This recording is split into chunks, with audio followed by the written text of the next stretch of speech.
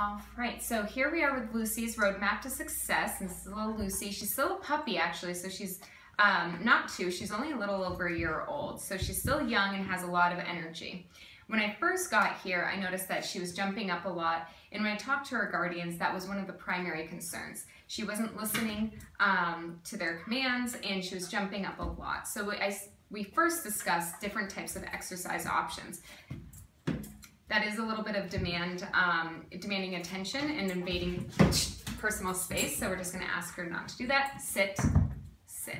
And we're just working on her learning self-control. That's one of the most important things that we're doing today, is teaching Lucy self-control. Actually, as you see there, I'm holding this a little bit longer, and then giving it to her. So this is Lucy learning how to have a little more self-control during our video.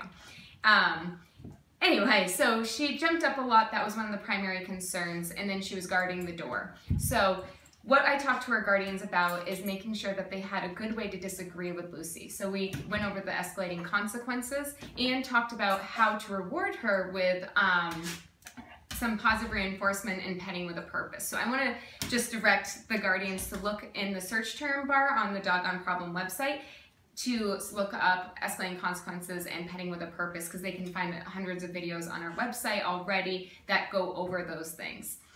One of the main things that we went over is that claiming the door. We didn't videotape that. That's another thing that the guardians can search for and see a bunch of videos on how to go over that.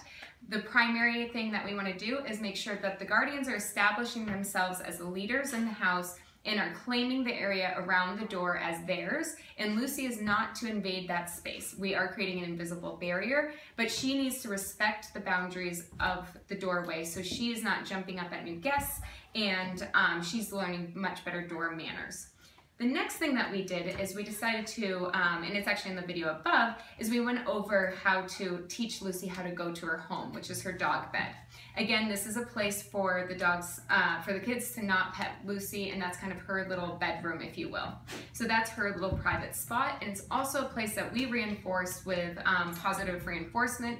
Every time she went to her bed, we gave her a treat and said the word home. That's going to encourage her to go to the home when her guardians direct her later, after a lot of repetition of training her to go home, and she receives a treat reward. One of the things I want to mention when disagreeing with Lucy is that because she has a tendency to wanting to jump up, one of the times that she's most prone to doing this is when her guardians are looking at her face and really looking into her eyes. So I want to just remind the guardians to not look at Lucy so much when they're disagreeing with her and going through these exercises. You want to make sure that to be able to keep your eye on her, try looking beyond her face a little bit. Look over near her tail so you still can make sure you know where she is in the house, but you're not directly looking in her face. That tends to get her much more excited, and then she wants to jump up on you. So just want to remind you of that. Another thing I want to remind you guys of is to make sure you're taking things really slow. When you're taking steps, just take one at a time, just one. And then as she stays beyond the boundary, the invisible boundary you've set, then take another step back. Then disagree with her if she goes to cross it. Remember again that as soon as she goes beyond that boundary, stop where you are. You don't have to keep following through all the way. You just want to disagree with her until she gives you the desired behavior that you're looking for. Another thing we covered today was different rules for Lucy. The guardians already expressed that they wanted to make sure that she wasn't on the furniture. So I completely agree. I said no furniture for a minimum of 30 days or longer until the behavioral problems that she has have been resolved. And then also she has to sit before she goes outside. So the guardians should ask her to sit before going outdoors to go to the bathroom or going for a walk, or anytime she goes outdoors. She should sit first. Only ask her once, otherwise increase the duration between times that you ask her and double that at each point. The other thing that you want to make sure to include is her structured feeding. That's when you're going to feed her twice a day, and she only has 3 minutes to eat. That'll be a big change for Lucy, but it's a great way for her guardians to show Lucy that they're in the leadership position, because Lucy does not have control over her most important resource, and the guardians do. So she'll have to look to her guardians to get food. And just remember, after she has 3 minutes to eat, any remaining food, just pick it up, put it back in her container, and put the empty food bowl back on the ground. That's a very important component. keeping that empty food bowl down on the ground. The other thing I want to mention is Lucy gets a little excited when a garbage man goes by or different things outside or when the kids are running around and playing.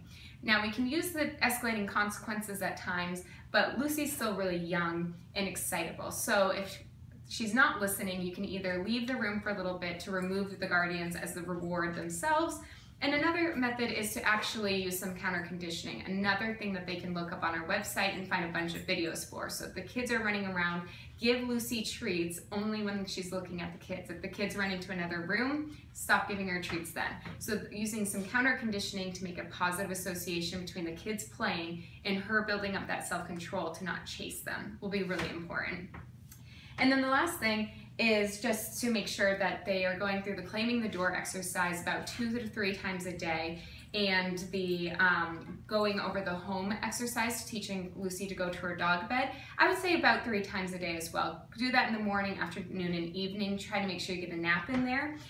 If she gets a nap, it helps her consolidate memories, and it will actually help her learn faster, and to keep each training session to 3 minutes or less. So just remember, everything you do trains your dog, only sometimes you mean it.